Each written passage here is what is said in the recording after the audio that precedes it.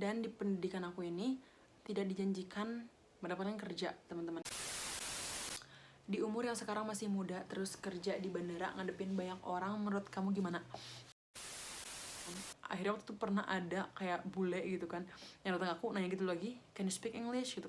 Dan aku langsung bilang kayak, yes of course gitu kan, aku langsung bilang gitu.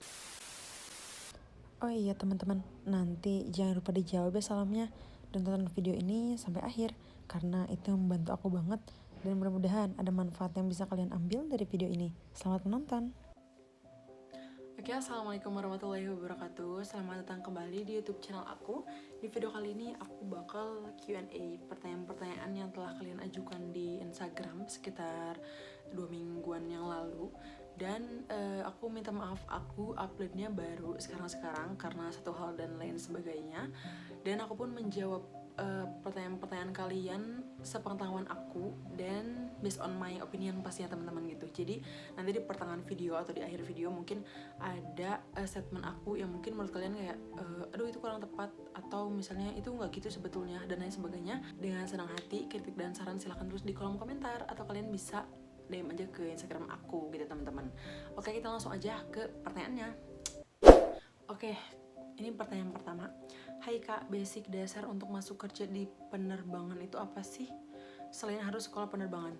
Ini pertanyaan menarik banget dan banyak juga yang nanya ini ke aku gitu kan via WhatsApp ataupun Instagram.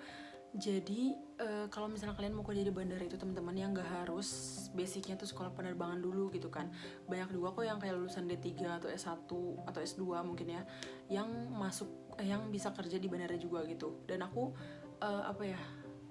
tidak terlalu merekomendasikan buat kalian yang ingin kerja di bandara untuk sekolah penerbangan dulu. Karena apa? Karena menurut aku biaya untuk 4 bulan dengan rinciannya, maksudnya dengan harga segitu tuh menurut aku mahal banget.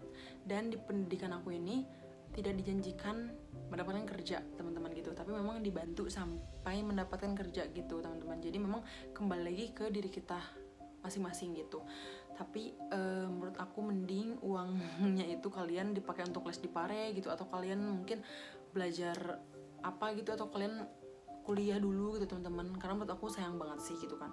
Malah ada teman aku yang lulusan berbeda SMA juga yang langsung kerja di bandara juga ada gitu kan, dan dia nggak sekolah penerbangan dulu.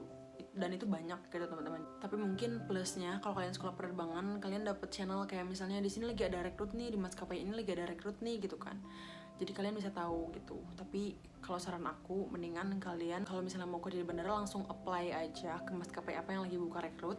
Atau kalian bisa searching gitu, iseng ke website atau ke Instagram maskapainya gitu. Karena ada beberapa maskapai kalau misalnya mereka lagi butuh karyawan itu, mereka infonya lewat website atau Instagram gitu teman-teman. Jadi basic dasar dari aku mungkin niat yang pasti teman-teman ya, niat bekerja. Kedua mental gitu kan, kita harus siap mental karena shifting juga gitu kan teman-teman. Tapi ada beberapa unit juga sih yang di bandara, maksudnya yang nggak shifting, yang office hour gitu teman-teman. Jadi dia Senin sampai Jumat, jadi dari pagi sampai sore doang gitu, ada juga gitu. Oke, kita langsung aja ke pertanyaan selanjutnya. Mau daftar magang di tempat penerbangan gimana caranya? Jadi ini kebetulan yang nanya ini temen aku yang masih kuliah gitu ya. Dan setahu aku kalau misalnya kalian mau magang dan kalian posisinya masih kuliah, itu tuh kan masih di bawah kampus gitu gak sih? Jadi setelah kalian magang kan kalian balik lagi ke kampus gitu kan, laporan gitu kalau nggak salah ya, sepengetahuan aku gitu. Kalau misalnya magang di bandara tuh nggak kayak gitu. Jadi kalau kalian memang udah selesai kuliah nih gitu kan, nanti kalian rekrut kerja, maksudnya kayak apply kerja ke suatu maskapai, nanti kalian magang dulu, nanti baru kalian dinyatakan kalau kalian maksudnya bisa lanjut keterima atau kalian nggak bisa lanjut, belum bisa lanjut gitu teman-teman. Jadi mungkin buat kalian yang masih kuliah, kalau misalnya kalian mau magang kayak semester akhir gitu di bandara sih, aku nggak tahu sih ya, maksudnya bisa atau tidak, kecuali mungkin kalau dia sekolahnya penerbangan mungkin ya aja. Tapi kalau misalnya kampus-kampus yang jurusan-jurusan umum gitu, menurut aku sih mungkin nggak bisa ya, kecuali kalau kalian mau apply gitu teman-teman. Dan itu bisa kalian cari sama juga di Instagram maskapai yang mau kalian apply atau websitenya gitu. Oke, kita langsung aja ke pertanyaan selanjutnya. Kuliah sambil kerja tips dong Kak. Ini buat yang nanya pertanyaan ini, kalian harus nonton video aku dulu yang ini nih, video aku yang itu. Karena jawabannya di situ teman-teman. Karena aku ini sesungguhnya tidak merasakan kuliah gitu teman-teman. Jadi aku ini langsung kerja, sekalipun aku kemarin itu kuliah itu cuma 4 bulan pendidikan dan aku nggak sambil kerja gitu. Jadi aku pendidikan dulu 4 bulan baru aku bekerja gitu teman-teman. Jadi aku sih nggak punya tips gitu ya untuk kuliah sambil kerja karena memang aku belum pernah merasakan di posisi itu gitu. Oke, kita langsung ke pertanyaan selanjutnya. Lebih baik kerja dulu atau kuliah dulu Mbak Sar? Nah ini juga sama, buat yang nanya ini kalian harus nonton dulu video aku yang ini karena jawabannya di sana. Karena aku ini tidak kuliah, maksudnya belum kuliah teman-teman, jadi aku langsung kerja gitu kan setelah pendidikan. Tapi kalau misalnya aku ditanya kayak gini lebih baik kerja atau kuliah, karena aku belum merasakan kuliah, pasti aku jawabnya lebih baik kerja dulu gitu. Tapi ini tergantung kembali lagi ke diri kalian masing-masing ya teman-teman, dan dari orang tua pastinya. Mungkin ada aja di antara kalian yang berpikir mendingan kuliah dulu biar punya basic, nanti ketika kerja biar nggak blank-blank banget gitu kan, biar punya biar kayak punya bekal gitulah. Tapi ada juga mungkin yang berpikir kayak gue mendingan kerja dulu jadi nanti kuliahnya pakai uang sendiri, ada gitu. Jadi kembali lagi ke diri kalian masing-masing gitu. Tapi kalau misalnya kalian bertanya ini kepada aku gitu ya, aku jawabnya mendingan kerja dulu karena di umur aku yang nggak muda-muda banget sih dan nggak tua-tua banget juga, aku sudah bisa menghasilkan uang gitu ya, bisa meringankan mungkin ya orang tua aku untuk membiayai aku gitu teman-teman. Ya gitulah pokoknya. Oke, kita langsung aja ke pertanyaan selanjutnya. Apa sih pendapat kamu menurut anak-anak seumuran kita yang udah kerja gitu? Ini menurut aku it's okay sih, maksudnya nggak masalah gitu ya teman-teman. Karena di umur mungkin yang 20-an gitu ya, dan mereka memang harus udah kerja. Yang penting sih ya kalian niat bekerja yang tadi juga sama, dan juga kalian siap mental gitu teman-teman. Karena menurut aku umur sih bukan jadi masalah ya teman-teman gitu. Ada yang umurnya masih mungkin 20 tahunan atau bahkan mungkin 20 tahun ke bawah tapi pikirannya udah dewasa, ada gitu. Jadi menurut aku sih itu nggak masalah. Oke, selanjutnya. Di umur yang sekarang masih muda terus kerja di bandara ngadepin banyak orang, menurut kamu gimana? Nah ini pertanyaan yang menarik sih menurut aku teman-teman, karena ini aku mau cerita gitu ya. Tapi sebelum cerita aku mau jelasin dulu kalau memang di bandara tuh, apalagi aku as frontliner gitu ya, as customer service gitu kan, yang bertemu dengan banyak orang dalam satu hari dan berbeda-beda karakter gitu teman-teman. Jadi ya harus semangat mungkin gitu teman-teman untuk menghadapi mereka gitu, karena kan mereka sifatnya beda-beda ya teman-teman gitu. Tapi aku suka sih maksudnya ketemu banyak orang gitu kan dengan berbeda karakter. Nih ini aku ada sedikit cerita. Jadi waktu itu aku pernah bentak-bentak, bukan bentak-bentak sih, kayak dimarahi gitu sama penumpang. Ini kayak nenek-nenek.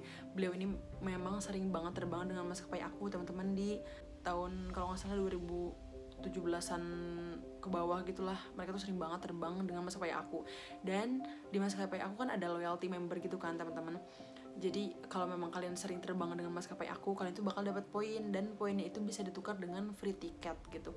Nah pas aku cek di sistem, penumpang ini tuh di tahun 2019 apa 2018 gitu ya, itu nggak ada penerbangan sama sekali. Jadi vakum gitu loh teman-teman. Jadi mereka beliau-beliau ini memang nggak terbang sama sekali, dan otomatis itu tuh loyalty membernya bakal angus, karena syarat dan ketentuannya itu kalau misalnya untuk mempertahankan si loyalty membernya sendiri, kalian tuh harus ada penerbangan dalam 1 tahun tuh minimal 1 kali gitu teman-teman. Itu bakal otomatis memperpanjang gitu. Tapi kalau misalnya memang di 1 tahun, dalam 1 tahun kalian gak ada penerbangan sama sekali, itu pasti angus dan gak bisa dilanjutin lagi.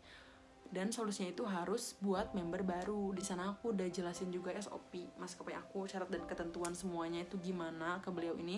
Cuma ya mungkin beliau kecewa gitu teman-teman gitu kan, karena mungkin gak diinfo. Terus juga beliau udah mulai sering terbang juga, tapi kan poinnya nggak bisa diinput karena memang si loyalty membernya udah angus gitu kan. Terus di sana antriannya waktu itu aku inget banget lagi banyak banget. Itu pas kakek-kakek yang kayak marah-marah gitu, penumpang-penumpang yang lagi ngantri tuh langsung kayak kenapa tuh gitu kan, langsung kayak ngeliatin aku juga. Di sana sih aku malu banget gitu ya teman-teman.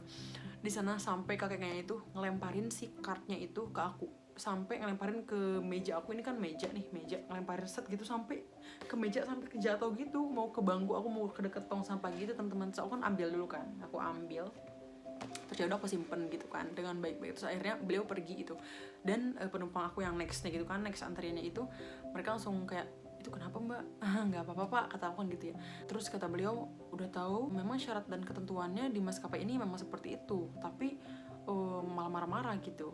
Ya maksudnya alhamdulillah sih aku dibela gitu kan, karena memang aku sudah menjalankan SOP aku gitu kan, memang syaratnya seperti itu.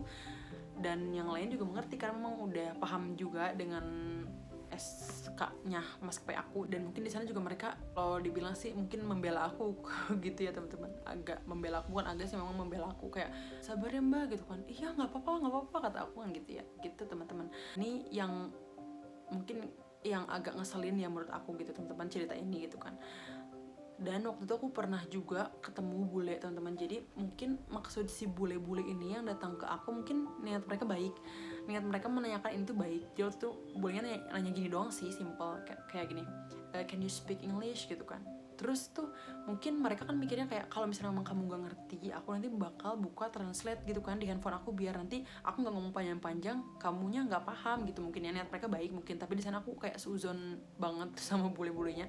Jadi contohnya teman-teman, jadi waktu itu di sana kayak aku mikirnya, iya sih gue Indonesia paham gitu kan, nggak ngerti-ngerti banget, tapi jangan gitu juga kali. Di sana tuh aku mikirnya kayak gitu teman-teman.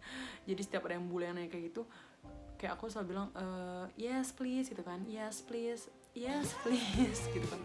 Malah nyanyi nggak, tapi aku bilang gitu. Tapi lama-kelamaan kayak aku langsung kayak, ih kesel banget nih gue gitu kan. Akhirnya waktu itu pernah ada kayak bule gitu kan yang datang aku nanya gitu lagi, can you speak English gitu. Dan aku langsung bilang kayak yes of course gitu kan, aku langsung bilang gitu. Astagfirullahaladzim ya Allah. Jadi contoh ya teman-teman, itu mungkin ya niat aku mungkin yang tidak baik gitu teman-teman. Itu aku suuzon pada saat itu gitu. Tapi dibalik penumpang-penumpang yang rese, yang kayak marah-marah, yang tidak mengerti dengan syarat dan ketentuan maskapai aku gitu kan, ada juga penumpang-penumpang yang loyal. Waktu itu aku pernah udah terbang kemana aja Sapau. Ini yang nanya nih pokoknya semua kalian, sebelum bertanya kalian harus nonton video aku yang ini nih. Gajinya berapa kak? Oke. Ya bisa lah. Terima kasih teman-teman buat kalian yang udah nonton video ini sampai akhir. Kalau kalian suka, jangan lupa like, comment, and subscribe di channel. Terima kasih.